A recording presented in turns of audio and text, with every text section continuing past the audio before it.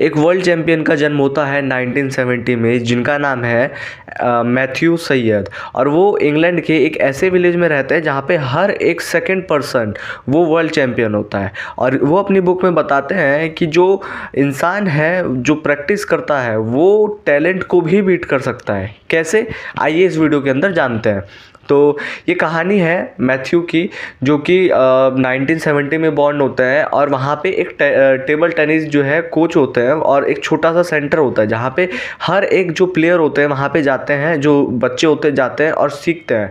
तो वहाँ पे हर एक बच्चों को प्रॉपर गाइडेंस मिलती है, प्रॉपर तरह से सिखाया जाता है। जो कोच है वो सिखाते हैं और बच्चे भी वो जो भी चीज़ सिखाया जाता है वो आके प्रैक्टिस करते हैं।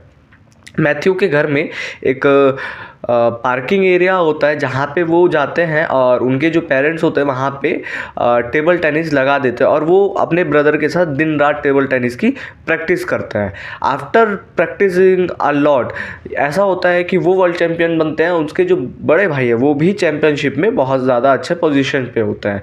तो उस एरिया में, उस विलेज में हर एक इंसान जो है वो एक ना एक तरह से कहीं ना कहीं चैम्पियनशिप में जीता हुआ होता है। तो क्या वो सभी टैलेंटेड है?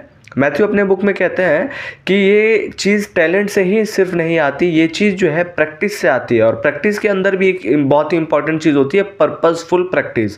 पर्पसफुल प्रैक्टिस का मतलब होता है कि अगर आप कुछ प्रैक्टिस कर रहे हैं तो उसके लिए आपका वाई क्लियर होना चाहिए, इंटेंशन क्लियर होना चाहिए, गोल क्लियर होना चाहिए कि आप उस प्रैक्टिस को किस चीज़ के, किस इंप्रूवमेंट के लिए कर रहे हैं। तो ये चीज़ होती है स्पोर्ट्स के अंदर। कोई भी जो कोच होते हैं वो प्रॉपरली प्लान डिसाइड करते हैं कि ये वीक एरिया है, हमें इस जगह प्लानिंग के साथ ऐसे ऐसे वर्कआउट करके इसको इम्प्रूव करना है। इसी तरह अगर आप भी कुछ इम्प्रूव करना चाहते हैं तो आपको ये फोकस रखना पड़ेगा कि आपका जो पर्पस है उस चीज़ को करने का वो क्लियर होना चाहिए।